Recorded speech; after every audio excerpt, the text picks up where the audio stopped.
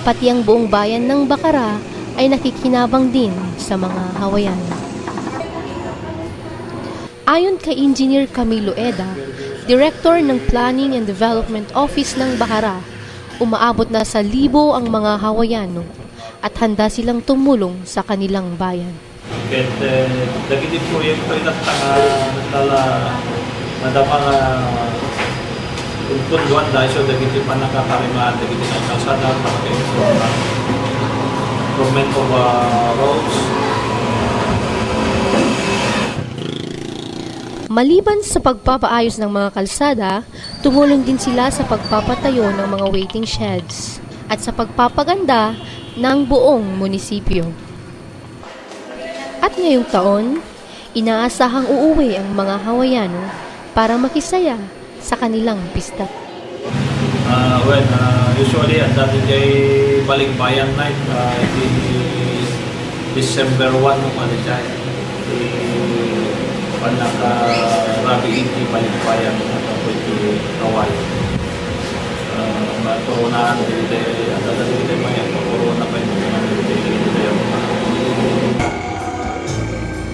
Sa bayan ng Bacara, may mga kakaibang yaman na inaani, na higit pa sa mga naglalakihan at magagarang mga bahay.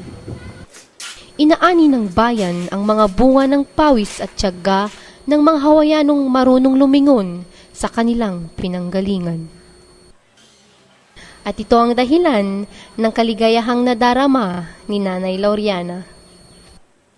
Si kamong pelat nag-Hawaii, awang mudlat alahas na nga makita. Kuna data digite da duma. Ura lang anak no tay mabulungan na tay ko ana sa adan to pala agpapay wow saksaka da sa ag singsing to pala tay rame ta saka da.